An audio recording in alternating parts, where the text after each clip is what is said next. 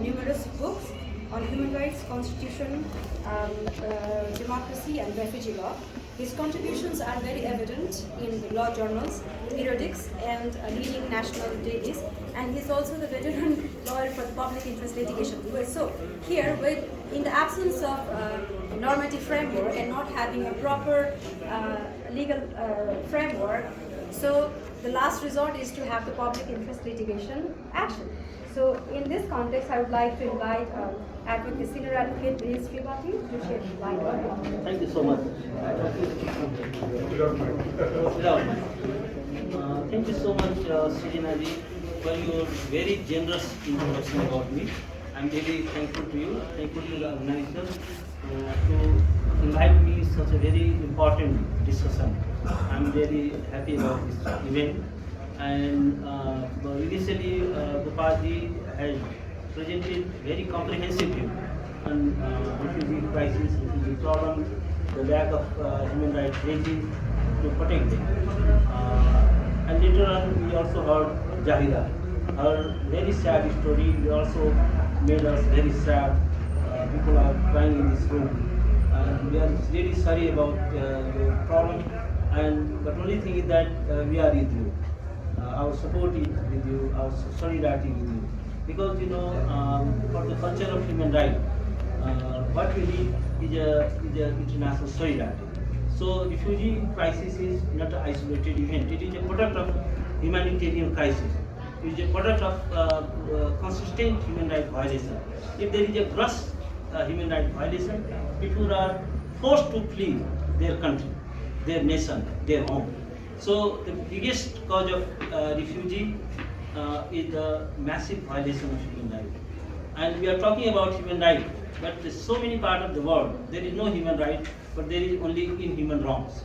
So how to correct inhuman wrongs and restore human rights? This is the biggest challenge. And even the country who has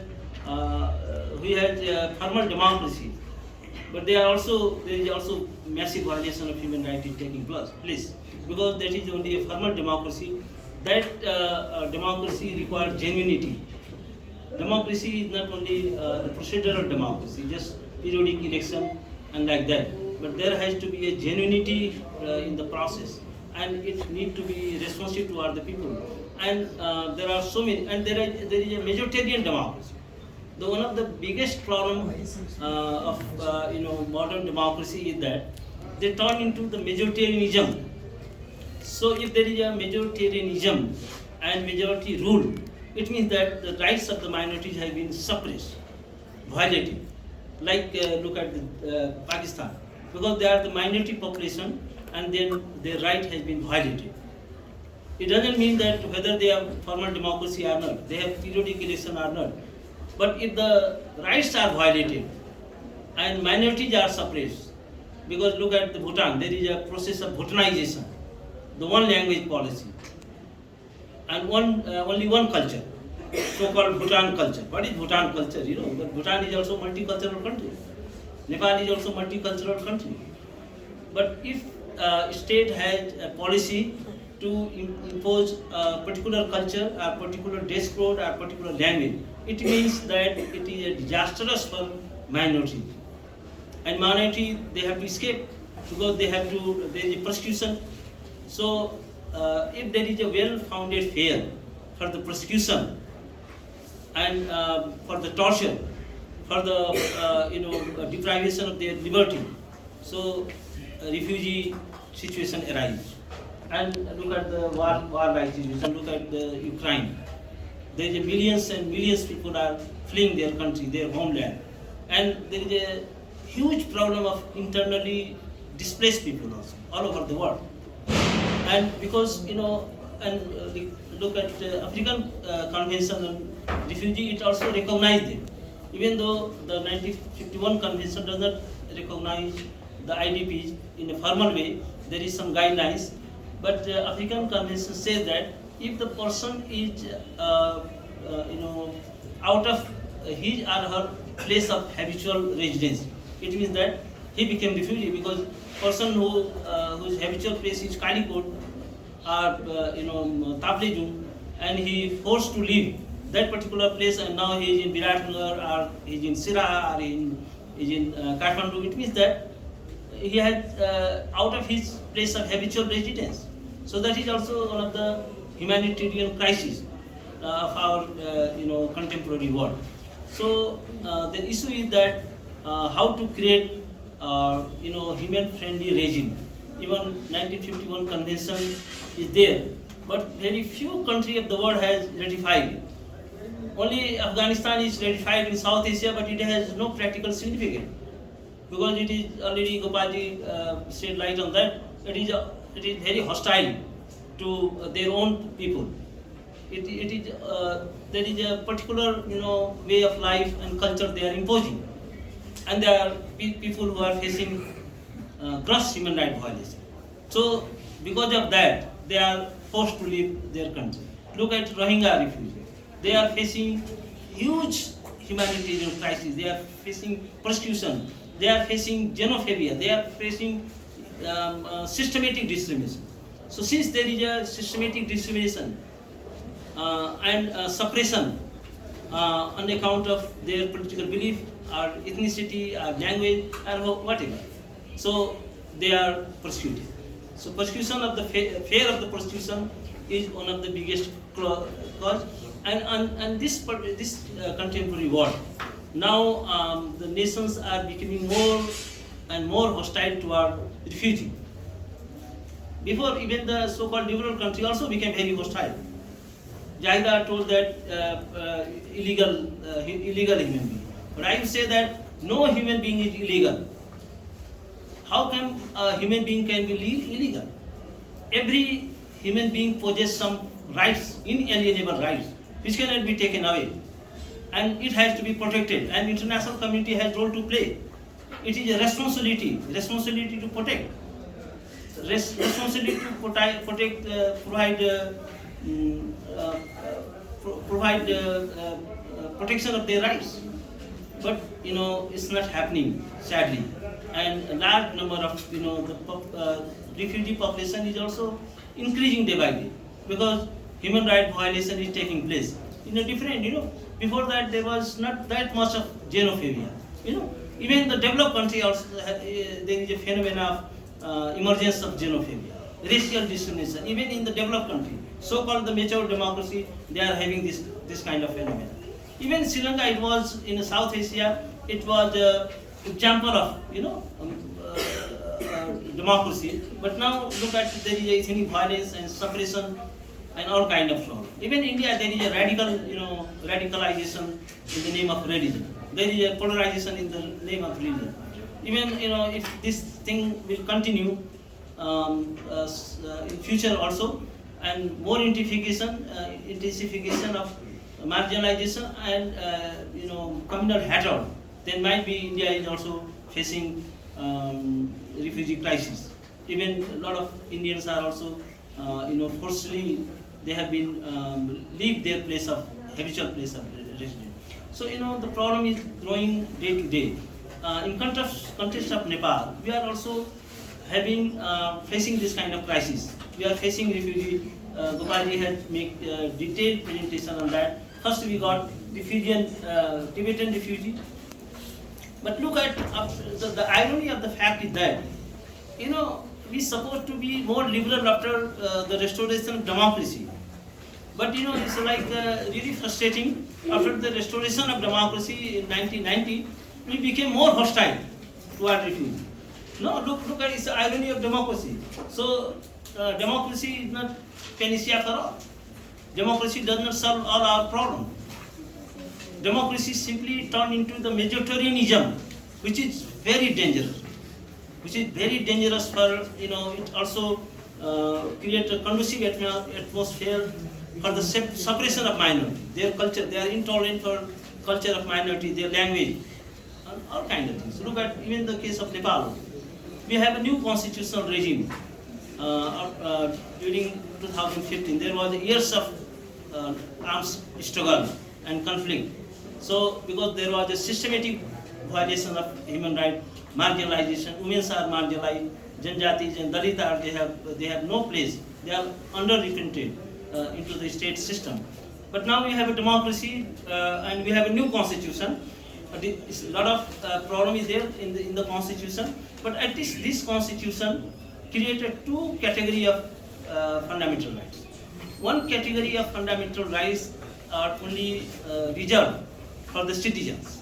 But there is another category of right which can be extended for all the persons who are residing in Nepal, whether they are refugees from Pakistan, from Afghanistan, whichever country they are, from Tibetan. But since they are a person, they have right to recognize as a person before the law.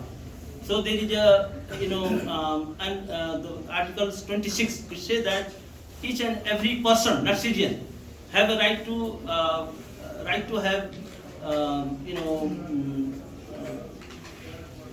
right to have a dignified life. So dignified life is not only reserved for the citizen, but all the person. So it means that, like Jahida is here, or Gurlamji is here from Bhutan. So since you are a person, you have a right to have a dignified life in Nepal. So right to life does not mean only animal existence. It's not just only the animal existence, just surviving as an animal. But life must be with dignity. So in order to have a dignified life, what you need? You need education. We need health, and health is for everyone. Education is for all the right. All the children have right to education. You cannot discriminate that. No, you are a refugee person, so your children don't have right to education. Look at Nepali Party of Child Right Convention. It says that every child which born in Nepal have a right to registration, right to nationality, and right to education, right to have a protection. So as a right, the right is there. So health is for everyone. All the person who are residing in Nepal. Right to justice is for everyone. Right to reparation is for everyone who are in Nepal. So there are two fundamental rights, two categories of rights. So even the refugees also claim these rights. Right to health cannot be denied. You cannot say that you are refugee, so the medical treatment cannot be denied for them. Of course, your children cannot deny the education. They cannot say that, okay, you are not going to register your children. They cannot say that. Authority has no power, because Constitution is the fundamental law of the land. So the rights which is fall into the general category for all the persons, they are of course they don't have right to participate here in election. But of course you can have your own organization, refugee organization. You can have it. You can open it. The government have to recognize it. Because all the refugees has a right to recognize as a person before the law. You are human being, living human being, and the basic entitlement must be there. It is the duty of the state. And Nepal is not a police state; it's a democratic state. It's a multicultural state. So we must welcome and provide necessary support, necessary protection. But since that there is a lot of hypocrisy at the international level as well. Look at UNHCR. Now all the big countries, powerful countries, rich countries, they are cutting their budget.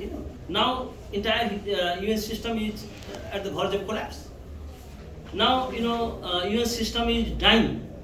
Now the international financial institution is take a front seat, and UN has now in the back seat. So so that's why there is no budget for UNHCR. So their mandate is their curtailing. Their budget is curtailing. So it's helpless. So it's a lot of hypocrisy is there. Even the developed country, there is a lot of xenophobia, a lot of emergence of xenophobia, racial discrimination is there, war is there, and they are fighting for the natural resource. They want to capture the natural resource of the world. So that's why the developed country, they have also vested interest. There are a lot of sponsored conflicts are there. There is a lot of controlled instability there for the interests of developed country. So a lot of conspiracy is going on all over the world. Look at the Ukraine, look at the Sudan, Darfur, everywhere. You can even in the Israel also. It's all because of double standard of development. And there is no international rule of law. That's the very sad story. There is no rule-based system at the international level. So rule of law and rule-based system is done at the international level. So we are facing huge challenges at present. And since how you can create a world, because we are in the social forum, it says that another world is possible. So how you can create another world? In order to have, to address the refugee crisis, we need another world. Must be based on rule of law, must be based on human dignity, must be based on human rights. So otherwise, since there is a gross human rights violation is taking place in any part of the world, so it means that there must be a refugee, asylum seeker will be there. But since that, Gopalji made a very important point, securitization of the issue. Now look at that, the entire discourse about the human security is gone. Now, once you talk about national security, it means that it's a border security. It means that militarization of the border, not humanization, and not nobody is talking about human security. How to make human being more secure within their border. So, talking about only human military security. So border is more and more heavily militarized. Now there is an emergence of heavily militarized democracy. There is a formal election, but look at the role of military in the democratic process.